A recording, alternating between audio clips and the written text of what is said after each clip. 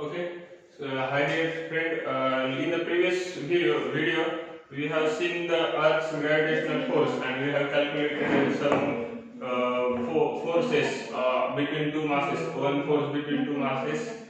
Gravitational force आपण त्या दोन मास मधला कॅल्क्युलेट केला मागच्या व्हिडिओमध्ये. एक मास होता 10 किलोग्रॅमचा आणि दुसरा मास होता 20 किलोग्रॅमचा, आणि त्यातला फोर्स न्यूटन मध्ये आपल्याला काहीतरी व्हॅल्यू मिळाली. आणि नंतर आपण त्या फोर्सच्या हेल्पनच त्या फोर्समुळे तयार झालेले त्या मासेसचं ॲक्सेलरेशन दोन्हीचं पण सेपरेट कॅल्क्युलेट केलं, ते आलं काहीतरी व्हॅल्यू मीटर पर सेकंड स्क्वेअर मध्ये.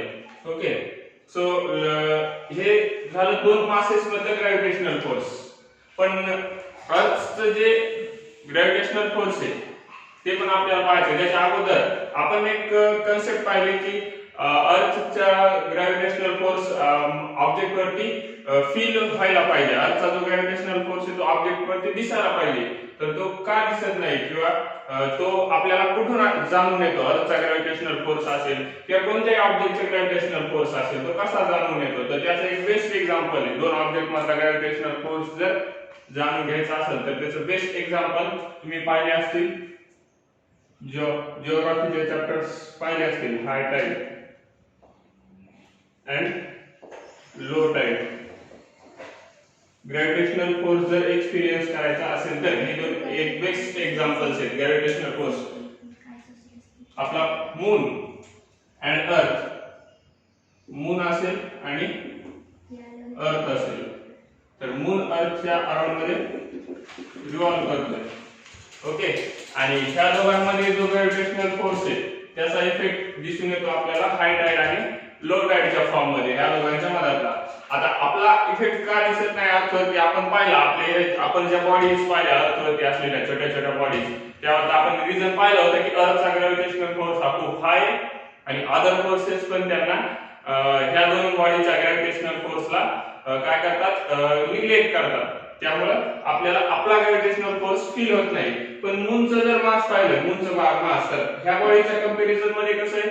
खूप हाय. मूनचं मास हे ह्या बॉडीच्या कंपॅरिझन मध्ये खूप हाय आहे आणि मूनची साईज पण किंवा मास पण मोठा असल्यामुळे आपण पाहिलं जे सेलेस्टियल बॉडीज त्यांचं मास खूप खूप मोठं आहे, त्यामुळे त्यांच्या ग्रॅव्हिटीचा इफेक्ट पण आपल्याला क्लिअरली दिसून येतो. तर मून आणि अर्थ या दोघांचा ग्रॅव्हिटेशनल फील्डचा इफेक्ट पण दिसून यायला पाहिजे. अर्थचा ग्रॅव्हिटीचा इफेक्ट तर मून वरती दिसून येतो की जो रिव्हॉल्व व्हायला, पण मूनच्या ग्रॅव्हिटेशनल फील्डचा किंवा मूनच्या ग्रॅव्हिटेशनल फोर्सचा इफेक्ट का दिसून येत नाही? मूनचं मास पण मोठं आहे. हा तुम्हाला प्रश्न पडायला पाहिजे. मूनचं मास पण खूप मोठं आहे. जसं आपण बाकीच्या सेलेस्टियल बॉडीजचं पाहतो त्याचप्रमाणे मूनचं मास पण खूप जास्त आहे. पण ऍज कम्पेअर टू अर्थ ते थोडंसं कमी आहे, भरपूर कमी आहे. थोडं म्हणण्यापेक्षा भरपूर कमी आहे मूनचं मास ऍज कम्पेअर टू अर्थ. मग आता तरीही ती खूप मोठी मासिव बॉडी आहे. मग त्याचा फोर्स तर ऍक्ट व्हायला पाहिजे, ग्रॅव्हिटेशनल फोर्स, त्याचा इफेक्ट पण दिसून यायला पाहिजे. तर तो इफेक्ट आपल्याला दिसून येतो हाय टाइड आणि लो टाइड, ज्याला आपण भरती आणि ओहोटी म्हणतो. समुद्राची भरती आणि ओहोटी किंवा नद्यांची भरती आणि ओहोटी आपण ज्याला म्हणतो. की भरतीच्या वेळेला नद्या काय होतात? नद्यांमध्ये समुद्राचं पाणी मिक्स व्हायला सुरुवात होते आणि अशा रिव्हरच्या वॉटर लेवल काय होते? इन्क्रीज व्हायला सुरुवात होते. आणि ओहोटीच्या वेळेस काय होऊन जाईल? तर समुद्राकडे नद्यांचं पाणी पूर्ण जाईल आणि वॉटर लेवल परत काय होईल? रिव्हरची कमी होऊन जाईल वॉटर लेवल आणि सीची वॉटर लेवल इन्क्रीज होईल. तर हे झालं हाय टाइड आणि लो टाइड. तर आपल्याला ते पाहायचंय त्याचा इफेक्ट कसा दिसून येतो. आता अर्थच्या अराउंड मध्ये मून रिव्हॉल्व होतो, आपण पाहिलेले अर्थच्या अराउंड मध्ये मून रिव्हॉल्व करतो. तर त्याचं एक एक्झाम्पलच्या फॉर्म मध्ये आपण पाहूया. दोन ऑब्जेक्ट्स कन्सिडर करू आपण. तर हा जो ही जी आपली अर्थ आहे असं कन्सिडर करा. ही जी काय आहे ते आपली अर्थ आहे आणि हा जो आहे हा मून आहे असं कन्सिडर करा. मून काय करतो? अर्थच्या अराउंड मध्ये रिव्हॉल्व करायला, आणि ह्या दोघांमध्ये एक ग्रॅव्हिटेशनल फोर्स आहे.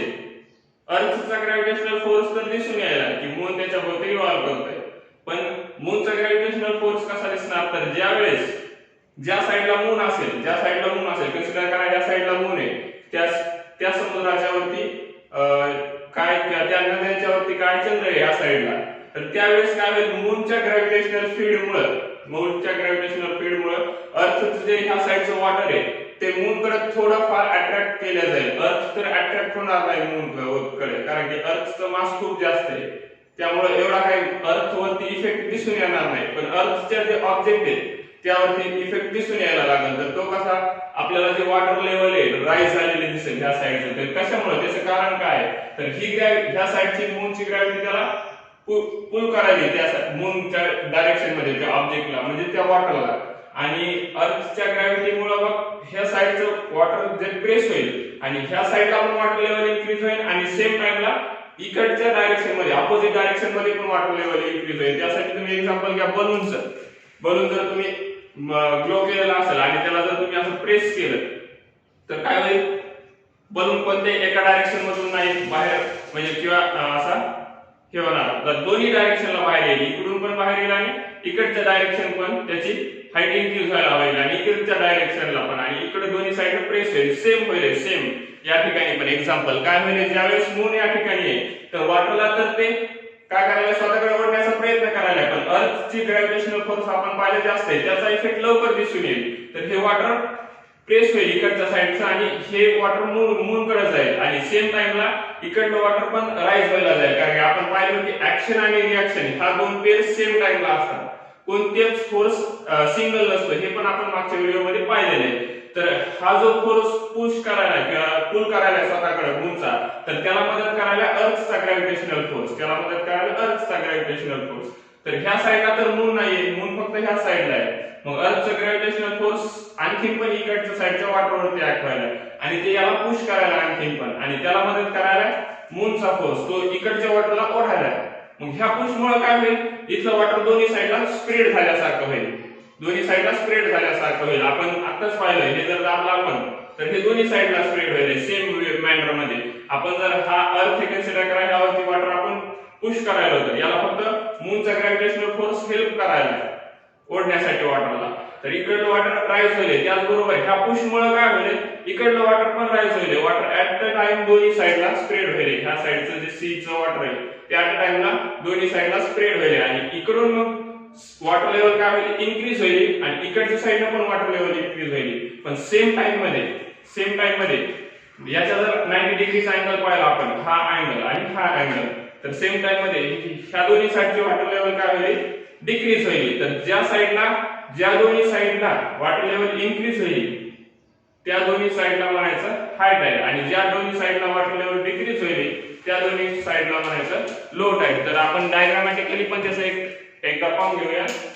तर डायग्राम आपण ड्रॉ केली, कन्सिडर करा, consider this is our earth and moon is revolving like this manner, okay, like in this manner moon is revolving around the earth.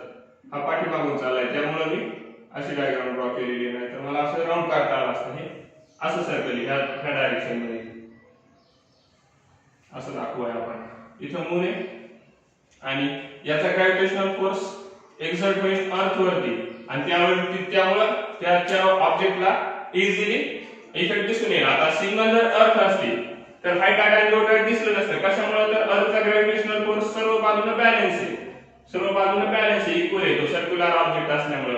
पण मून काय करायला, एका साइडला आणखीन जास्त पुश करायला, स्वतःकडे ओढण्याचा प्रयत्न करायला असला. आपण अर्थचं मास जास्त असल्यामुळे अर्थ तर काय ओढल्या जाणार नाही, पण इकडच्या साइडचं जे वॉटर लेवल आहे ते काय होईल, थोडंसं इन्क्रीज होईल.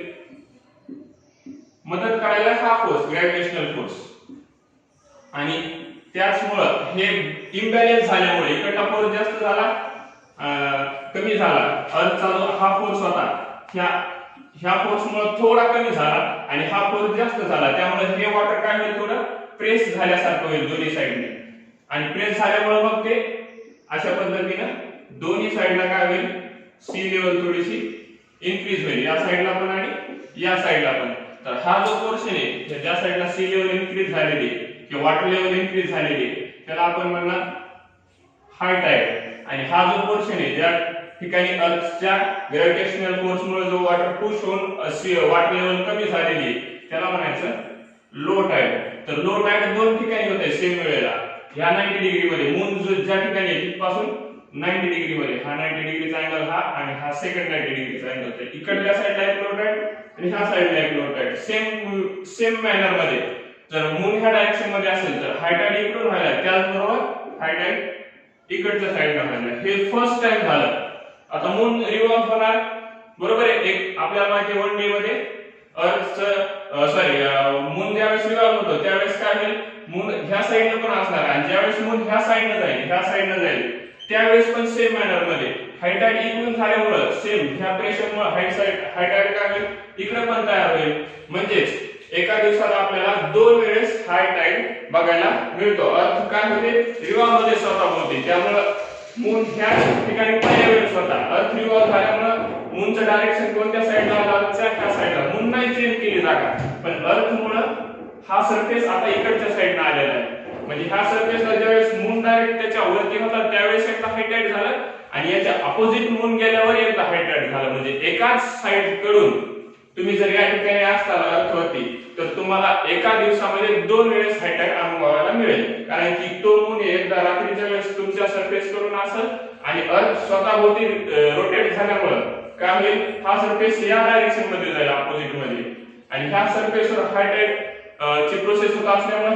तुमच्या डायरेक्शन मध्ये पण सेम वेळेला हाय टाइड ची प्रोसेस होईल. म्हणजे तुम्ही इकडे असताना एकदा हाय टाइड झाला आणि इकडे असताना एकदा हाय टाइड झाला. सो एका दिवसामध्ये तुम्हाला 2 वेळा हाय टाइड पाहायला मिळतो आणि ह्या दोघांमध्ये ग्रॅव्हिटेशनल फोर्सचा इफेक्ट आपल्याला दिसून येतो. म्हणजे अशा पद्धतीने आपण ग्रॅव्हिटेशनल फोर्स एक्सपिरियन्स करू शकतो अर्थचा आणि मूनचा. तुम्हाला जर अर्थचा ग्रॅव्हिटेशनल फोर्स किंवा मूनचा ग्रॅव्हिटेशनल फोर्स एक्सपिरियन्स करायचा असेल तर ग्रॅव्हिटेशनल फोर्सचा एक्झाम्पल पाहायचा असेल तर कधी समुद्राच्या ठिकाणी किंवा नदीच्या ठिकाणी जाऊन ऑब्झर्व करा. तुम्हाला हाय टाइड आणि लो टाइड या ठिकाणी क्लिअरली दिसून येईल. धरण वगैरे असलेल्या ठिकाणी जाऊन बघायचं. वॉटर लेवल ज्यावरती मार्किंग केलेली असते तर ती थोडे दिवसामध्ये बऱ्याच वेळा रीडिंग घ्यायच्या आणि आपण पाहायचं की कोणत्या वेळेला तिथलं वॉटर लेवल राईज झालेलं आहे आणि कोणत्या वेळेला वॉटर लेवल डाऊन झालेलं आहे. तर ज्यावेळेस वॉटर लेवल राईज झाले असेल ते असेल हाय टाइड आणि ज्यावेळेस वॉटर लेवल लो झालेलं असेल ते असेल low tide. So this is about the effect of gravitational field of moon on the earth. So now let's take the problem, one more problem. Before going toward the problem, let's study the earth's gravitational force.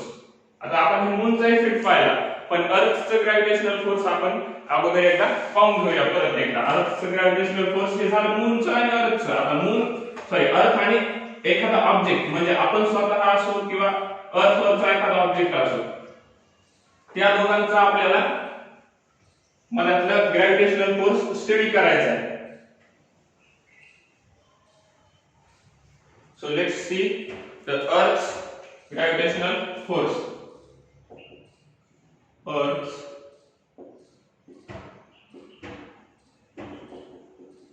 gravitational force. Earth's gravitational force means what? The gravitational force exerted by the earth on the object. अर्थ ना कोणत्याही object वरती express केलेला किंवा exert केलेला force म्हणजेच त्या object आणि अर्थ मधील ग्रॅव्हिटेशनल फोर्स, ज्याला की आपण अर्थ्स ग्रॅव्हिटेशनल फोर्स म्हणतो. आपण जनरली ग्रॅव्हिटेशनल फोर्स काय जनरल शब्द यूज करतो की तो कोणत्याही बॉडी मधला असेल, पण स्पेसिफिक अर्थचा आहे हा, म्हणून याला काय म्हटलेले earth's gravitational force. Earth's gravitational force. आणि आपल्याला जर याची व्हॅल्यू जर कॅल्क्युलेट करायची असेल तर ती कॅल्क्युलेट करता येते by using the mass of the earth and mass of that object. ज्या ऑब्जेक्ट बद्दल तुम्हाला कॅल्क्युलेट करायचे, कन्सिडर करा ही अर्थ आहे, यावरती तुम्ही उभे आहात इथे कुठेतरी या ठिकाणी आणि तुमच्या आणि अर्थच्या मधील ग्रॅव्हिटेशनल फोर्स तुम्हाला कॅल्क्युलेट करायचा आहे. तर कसा कॅल्क्युलेट करणार? So let's C one problem for that. consider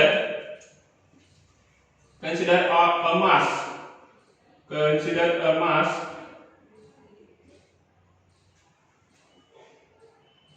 present on earth of 40.96. For our sake of simplicity take this value 40.96 kilogram. Consider करा कॉटन बॅग आहे, कापसाची थैली, जे तुम्ही आज शेतातून उचलून आणत आहात आणि त्याच्याबरोबर एवढं भरलेलं आहे आज तुम्ही वेचलेल्या कापसाचं कॉटनचं.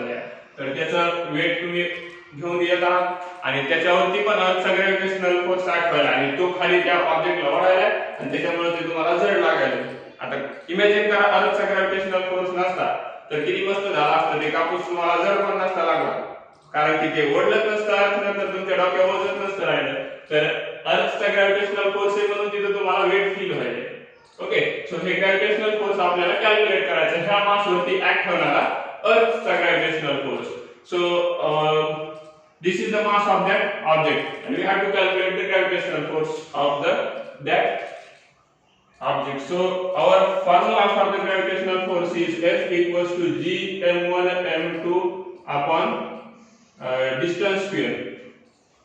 आता कन्सिडर करा तो ऑब्जेक्ट जर खाली ठेवलेला आहे किंवा आपण जरी उचललेला असला तरी डिस्टन्स म्हणजेच काय असणार, तर अर्थच्या सेंटर पासूनचं डिस्टन्स, तर त्या ऑब्जेक्ट पर्यंतचं डिस्टन्स, हे अर्थच्या सेंटर पासूनचं डिस्टन्स तर ऑब्जेक्ट पर्यंतचं distance.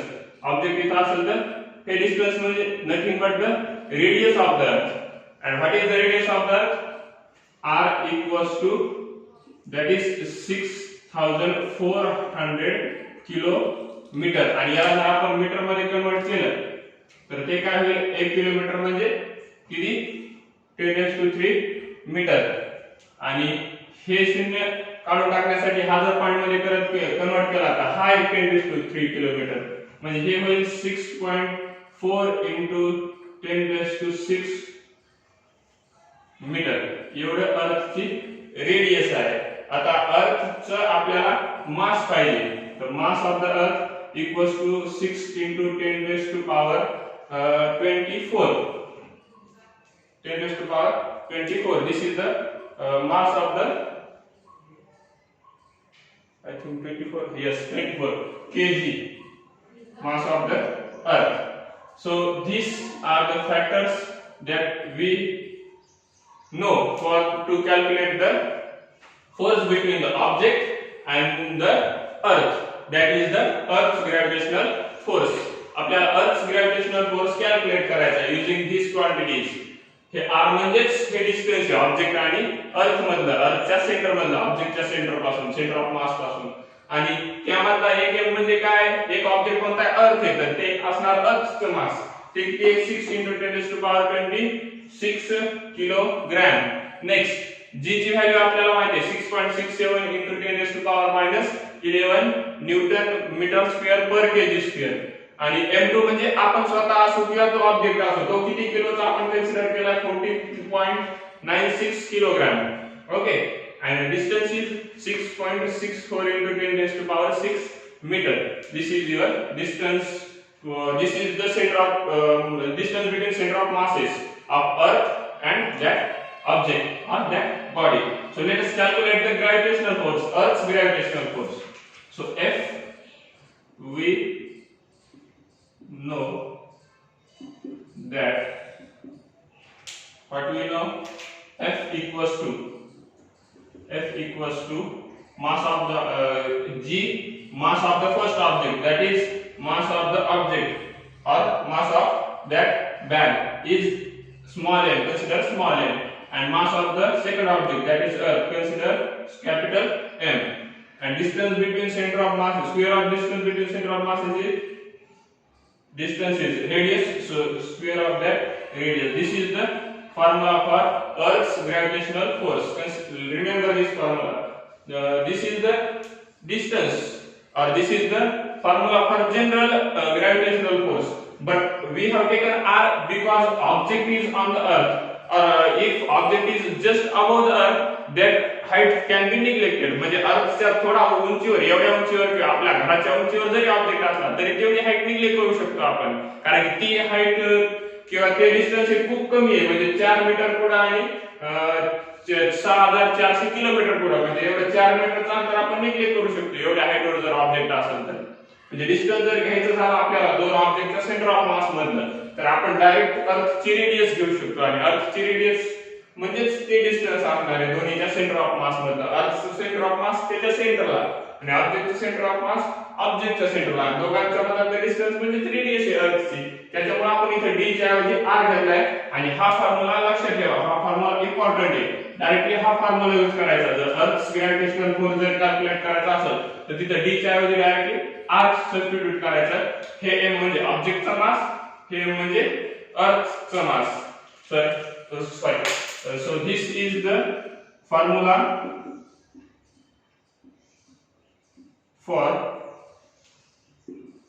Earth's gravitational force. So this is the formula for Earth's gravitational force. So let's calculate the Earth's gravitational force, that is F. So let's substitute that values.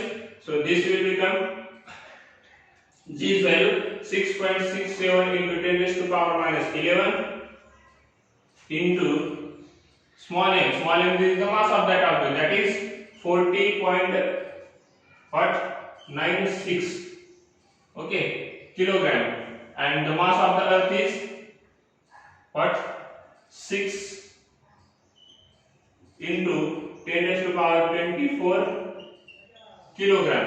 Okay, and now substitute the value of r, that is 6.4 into 10 raised to power 6 and its square. So let us solve the problem. एक कापसाची थैली आपण उचलून घेऊन जाऊ लागलो, त्याचं जे वजन आपल्याला कॅल्क्युलेट करायचं म्हणजे अर्थचा ग्रॅव्हिटेशनल फोर्स आपल्या डोक्यावर उगाच वाढायला आपल्या डोक्यावर त्या कापसाच्या थैलीला, तर ते आपल्याला कॅल्क्युलेट करायचं आहे. तर त्या कापसाच्या थैलीचं वजन होतं 40.96 किलोग्राम. तर आपल्याला कॅल्क्युलेट करायचं. So let's calculate this. Further solving F will become, what is it, 6.67 into, I will write the integers or I will write the numbers and then I will write the number in the form of power. So 6.67 into 40.96 into 6 okay upon हे 6.4 चा square होऊन जाईल 40.96. आता मी असं का केले, power शेवटला का लिहितोय, तर असं आपल्याला माहिती मल्टिप्लिकेशन असोसिएटिव्ह प्रॉपर्टी आहे, यांचे रिअरेंज केली जागा बदलली तरी काय फरक पडणार नाही. म्हणजे 10⁻11 घेतल्याऐवजी शेवटला लिहिलेले काय फरक पडणार नाही. सो हे इथे into 10 raised to power minus 11 into 10 raised to power हे minus 24 आणि आपल्याला माहिती आहे a raised to m into a raised to n असेल तर आपल्याला a raised to m plus n लिहिता येते. हा आपण घातांकाचा नियम शिकलेलो आहे, इंडायसेसचे रूल 6वी ला असताना 7वी ला असताना शिकलेलो आहे. तर हे बेस सेम आहे, 10 आहे आणि याचा इंडेक्स किंवा याचा जो पॉवर आहे तो किती आहे -11 आणि हा 24. तर यांची ऍडिशन जर केली आपण तर -11 प्लस 24 म्हणजे दोघांची वजाबाकी होईल. ते किती येईल -11 आणि प्लस 24 केलं तर कॅल्क्युलेट करा किती येईल. हे 3 आणि हे 2 तर ते 30 10 raised to power 30 आणि अपॉन मध्ये इथे काय येईल तर 10 raised to 6 होतं, याचा स्क्वेअर करायचा. तर इथं पण प्रॉपर्टी आपण पाहिलेली आहे. आपण a raised to m आणि याचा जर पॉवर n असेल तर याला आपण direct a raised to m into n असं लिहू शकतो. मग हा 10 चा पॉवर 6 आहे आणि त्याचा पॉवर 2 आहे म्हणजे याला आपण डायरेक्टली 6 into 2 म्हणजे 12 लिहू शकतो. Okay, so this is our calculation. Now further solving it, this calculation will become this 40.96 and this 40.96 cancel out each other and multiply the 6 with 6.67. So it will become 2 6 sorry 40 and 40.02 and calculate these two. आणखीन एक नियम परत एकदा घातांकाचा येतो. a raised to m upon a raised to n असेल तर a raised to m minus n इथे 10 raised to 13 आणि 10 raised to 12 आहे म्हणजे वरी जाऊन हे काय होणार आहे इनटू काय राहणार आहे फक्त 10 raised to 13 मधून 12 गेले तर 1 म्हणजे हा काय 10 आहे फक्त 10 चा पहिला पॉवर म्हणजे 10 फक्त आणि याला जर मल्टिप्लाय केलं तर आपला फोर्स किती येईल आहे फोर्स यायला 400.2 न्यूटन एवढा आपला फोर्स मिळाला, म्हणजे ही जी कॉटन बॅग आपण घेऊन जाऊ लागलो तर अर्थने आपल्यावरती 400 न्यूटन त्या बॅगवरती फोर्स अप्लाय केला, त्याच्यामुळे आपले ते हाल व्हायले तर घेऊन जाताना कापसाची थैली. तर हे झाला फोर्स त्या ऑब्जेक्टवरचा कॅल्क्युलेट करायला. आणि त्यासाठी फॉर्म्युला काय पाहिला आपण, F equals to G small m capital M upon R square, where G is a constant, that is 6.64 sorry 6.4 where is the value of G, 6.67 into 10 to the power minus 11, this is the value of G. And the mass of the earth is also constant, earthचं मास थोडं change होणार आहे, त्यामुळे त्याची value पण नेहमी हीच येणार आहे. कोणती, 6 into 10 to the power 24. आणि r पण अर्थची रेडियस पण नेहमी सारखीच राहणार आहे. अर्थची रेडियस कधी थोडं होणार आहे, अर्थ थोडं अशी पुश होती पुल होती अर्थ थोडं दाबती नाही दाबत, त्यामुळे अर्थची रेडियस सेम राहणार आहे 6.4 into 10 to the power 6. ही झाली अर्थची रेडियस. तर ह्या गोष्टी कॉन्स्टंट आहेत, ज्याला मी अंडरलाईन करतो. आता ही कॉन्स्टंट आहे, ही व्हॅल्यू पण कॉन्स्टंट आहे आणि ही व्हॅल्यू पण कॉन्स्टंट आहे. राहिला प्रश्न ह्या व्हॅल्यूचा, तर ही व्हॅल्यू चेंज झाली की हा फोर्स चेंज होणार, कारण की हा फोर्स दोन ऑब्जेक्ट मधला असतो, तर हा मास त्या ऑब्जेक्ट वरती डिपेंड आहे. जेवढा मोठा ऑब्जेक्ट त्यावरती अर्थचा ग्रॅव्हिटेशनल फोर्स, हा शब्द अंडरलाईन करणार. ग्रॅव्हिटेशनल फोर्स वेगळा आणि ऍक्सेलरेशन ड्यू टू ग्रॅव्हिटी वेगळी. आपण ऐकत आलेलो आहे acceleration due to gravity constant असते म्हणून, हे आपल्याला पाहायचे समोर, हे वेगळे.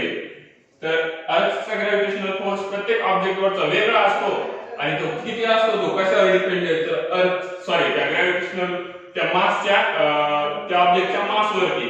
कशामुळे, तर बाकीच्या गोष्टी तर कॉन्स्टंट आहे. हे जे जी याची व्हॅल्यू पुढे बदलणार आहे का, हे युनिव्हर्सल कॉन्स्टंट आहे. अर्थ वरतीच नाही, अर्थच्या बाहेर पुढे जरी गेला तरी याची व्हॅल्यू 6.67 एवढीच कॅल्क्युलेट होणार. मास अर्थचं नेहमी सारखंच राहणार आहे, अर्थ पुढे जरी असली तरी, आणि रेडियस पण अर्थची तेवढीच राहणार आहे, चेंज होणार नाही. तो ग्रेविटेशनल फोर्स ज्यादातर किस पे डिपेंड है, ऑब्जेक्ट के मास पे डिपेंड है. जितना बड़ा ऑब्जेक्ट, अर्थ का ग्रेविटेशनल फोर्स उस मास के सबसे ज्यादा. तो इस आपल्याला ह्या फोर्सचा यूज करून काय करायचंय, आता ह्या ऑब्जेक्टचं ऍक्सेलरेशन कॅल्क्युलेट करू आपण. ह्या ऑब्जेक्टचं ऍक्सेलरेशन म्हणजे हा जर तो ऑब्जेक्ट असेल, हा जर तो ऑब्जेक्ट आहे समजा, कन्सिडर करा, आणि हा ऑब्जेक्ट आहे तो आपला किती 40.96 किलोग्रामचा, किंवा ही आपला हा बॉल आपला तेवढा भरतो 40.96 किलोग्राम, आणि हा बॉल आपण असा होल्ड केलेला आहे. तर ह्या वेळेची व्हेलॉसिटी किती आहे, 0 आहे, बरोबर आहे. किंवा ही व्हेलॉसिटी आपल्याला पाहिजे पण नाही सध्याच्या. आपल्याला काय करायचंय, हे सोडून दिल्यानंतर जे ऍक्सेलरेशन तयार होईल याच्यावरती फोर्स ऍक्ट झालाय, आणि तो फोर्स दिसून कशामुळे, आपल्याला माहिती फोर्स जर ऍक्ट होत असेल तर ऑब्जेक्ट मूव्ह होतो, किंवा त्याची डायरेक्शन बदलतो, किंवा मोशन मध्ये त्याची स्पीड चेंज होते, बरोबर आहे. हा ऑब्जेक्ट आहे, आता याच्यावरती एवढा फोर्स ऍक्ट झालाय, पण हा काय होईना, मूव्ह होईना. तर कशामुळे होईना, आपला मस्क्युलर फोर्स आहे, तो ग्रॅव्हिटेशनल फोर्सला सध्या बॅलन्स करायला. पण आपण याला रिलीज केलं की तो ऑब्जेक्ट काय होतोय, तो ऑब्जेक्ट डाऊनवर्ड डायरेक्शन मध्ये फॉल होतोय. तर त्याच्यामुळे ह्या फोर्स वरून परत आपल्याला ते फॉल होत असताना जे ऍक्सेलरेशन मिळालं ऑब्जेक्टचं, ते कॅल्क्युलेट करता येईल ह्या फॉर्म्युल्यावरून. सेकंड प्रॉब्लेम जर आपण पाहिला तर F equals to mass into acceleration. तर यामध्ये सबस्टिट्यूट जर केला आपण व्हॅल्यू परत जर सबस्टिट्यूट केल्या, फोर्स किती आहे 400.2 एवढा आहे, मास किती आहे त्या ऑब्जेक्टचं, हे इथलं 40.96, आणि ऍक्सेलरेशन आपल्याला कॅल्क्युलेट करायचंय. सो दिस इज A, आणि हे जर इकडे पाठवून दिलं तर A ची व्हॅल्यू येईल A इक्वल्स टू 400.2 अपॉन 40.96, आणि याला जर फर्दर तुम्ही सॉल्व केलं तर याची अप्रॉक्सिमेटली व्हॅल्यू तुम्हाला मिळून जाईल 9.8 एवढी मिळून जाईल तुम्हाला याची. आणि याची युनिट असेल ऍक्सेलरेशन असल्यामुळे मीटर पर सेकंड स्क्वेअर. ऍक्सेलरेशनचं मीटर पर सेकंड स्क्वेअर असते, युनिट मीटर पर सेकंड आहे, ऍक्सेलरेशन मीटर पर सेकंड स्क्वेअर, आणि याची व्हॅल्यू कॅल्क्युलेट केल्यानंतर 9.8 एवढी. So this is acceleration of that body when we release that body, and this acceleration due to this force, हे अर्थचा gravitational force त्या object वर act व्हायला म्हणून त्याचं acceleration तेवढे. ओके, आणि आता ह्या ऍक्सेलरेशन वरूनच आपल्याला त्याची व्हेलॉसिटी पण कॅल्क्युलेट करता येईल. जर कॅल्क्युलेट करायचीच असेल तर सोडून दिल्याच्या नंतर ऑब्जेक्टची व्हेलॉसिटी सुरुवातीला 0 होती, नंतर वाढत वाढत गेली, म्हणूनच ऍक्सेलरेशन तयार झाले. व्हेलॉसिटी कॉन्स्टंट असेल तर ऍक्सेलरेशन येईल का? नाही येणार. व्हेलॉसिटी जर कॉन्स्टंट असेल तर, कारण ऍक्सेलरेशन म्हणजे v - u/t असते, आपल्याला माहिती आहे. बरोबर आहे. तर हे आपल्याला माहिती आहे, तर आपल्याला यावरून कॅल्क्युलेट करता येईल. तर आपण न्यूटनचे 3 इक्वेशन पाहिलेले आहेत मोशनचे, तर त्यावरून आपल्याला व्हेलॉसिटी सुद्धा कॅल्क्युलेट करता येईल. जर त्या ऑब्जेक्टची व्हेलॉसिटी पाहिजे असेल तर using Newton's first equation of motion, v = u plus half at square. So using this we can also calculate the value of that. U ह्या इक्वेशन वरून आता a = v - u/t. हे t इकडे गेलं तर हे at होईल आणि हे राहील v - u आणि v ची व्हॅल्यू काय आहे u + at. तर हे इक्वेशन यूज करून आपण हे सॉल्व करू शकतो. v ची value v = u + at he value आपण कॅल्क्युलेट करू शकतो. तर टाइम आपण कन्सिडर करा. त्या बॉलला पडण्यासाठी किती लागेल आहे? 2 सेकंद लागेल असं कन्सिडर करा. हा बॉल आपण काय केलाय, इथून सोडून दिलाय, तो 40.96 किलोग्रामचा बॉल सोडून दिलाय आणि त्याला खाली पोहोचायला 2 सेकंद लागेल. तर here time = 2 सेकंद कन्सिडर करा. सुरुवातीला ज्यावेळेस बॉल होल्ड केलेला होता, ती व्हेलॉसिटी काही असेल का? बॉल मूव्ह होईल तर व्हेलॉसिटी काय असणार आहे का? नाही. म्हणजे इनिशियल व्हेलॉसिटी u ची व्हॅल्यू काय येईल त्या ठिकाणी 0, आणि ज्यावेळेस बॉल सोडून दिला त्यावेळेस व्हेलॉसिटी इन्क्रीज होईल. ती व्हेलॉसिटी आपल्याला कॅल्क्युलेट करायची. फायनल व्हेलॉसिटी शेवटला रीच व्हायला बॉल त्यावेळेस व्हेलॉसिटी किती असेल हे आपल्याला कॅल्क्युलेट करायची. तर आपण कॅल्क्युलेट करूया. v = u ची व्हॅल्यू किती येईल? 0 येईल, कारण की initially mass is at rest, that mass is at rest. So 0 plus acceleration आताच कॅल्क्युलेट केलं, किती आलंय? 9.8 इनटू टाइम किती लागायला कन्सिडर केलं आपण त्याला 2 सेकंद अर्थ पर्यंत रीच व्हायला, तर 2 seconds. So velocity will be, ते कॅल्क्युलेट करा, 19.6 मीटर पर सेकंड. ही असेल त्या ऑब्जेक्टची, त्या फॉलिंग ऑब्जेक्टची व्हेलॉसिटी, फायनल व्हेलॉसिटी. ज्यावेळेस अर्थच्या सरफेसला तो असे टक्कर मारायला, ती टक्कर मारतानाची व्हेलॉसिटी किती असेल? 19.6 मीटर पर सेकंड. तर फक्त एवढ्या गोष्टींवरून आणि एक्स्ट्राचा टाइम लागायला, तर तुम्ही एवढ्या सगळ्या गोष्टी कॅल्क्युलेट करू शकता. म्हणजे सुरुवातीला फॉर्म्युला कोणता महत्त्वाचा आहे? फोर्सचा, अर्थच्या ग्रॅव्हिटेशनल फोर्सचा. तो काय? Capital G small m capital M upon r². हा फॉर्म्युला महत्त्वाचा आहे, हा इम्पॉर्टंट आहे. तुमचा पॉइंट आहे अर्थच्या ग्रॅव्हिटेशनल फोर्स, तर त्याचा फॉर्म्युला लक्षात ठेवा. F = G small m capital M upon r². हा अर्थच ग्रॅव्हिटेशनल फोर्सचा फॉर्म्युला. यावरून तुम्ही फोर्स कॅल्क्युलेट करू शकता त्या ऑब्जेक्ट वरती ऍक्ट होणारा अर्थमुळे. आणि एकदा अर्थमुळे ऍक्ट होणारा फोर्स माहित झाला की त्या ऑब्जेक्टचं ऍक्सेलरेशन तुम्ही कॅल्क्युलेट करू शकता खाली पडते वेळेस. तर ऍक्सेलरेशन किती येईल ते तुम्ही त्या ऑब्जेक्टच्या ह्याच्यानुसार कॅल्क्युलेट कराल. परत व्हेलॉसिटी, इनिशियल व्हेलॉसिटी 0 असेल, ज्यावेळेस तो बॉल आदळायला त्यावेळेस व्हेलॉसिटी पण तुम्ही कॅल्क्युलेट करू शकता, कारण की आता ऍक्सेलरेशन माहित झालेलं आहे. इनिशियल व्हेलॉसिटी 0 आहे, कारण की बॉल सुरुवातीला रेस्ट होता किंवा ते ऑब्जेक्ट सुरुवातीला रेस्ट होता, आणि त्याला टाइम जो काय लागणार आहे त्या टाइम मधून तुम्ही व्हेलॉसिटी पण, फायनल व्हेलॉसिटी पण कॅल्क्युलेट करू शकता. So these all the things you should remember to calculate the force, acceleration and velocity by using the earth's gravitational force. So here we stop. Our next section will continue in the next video.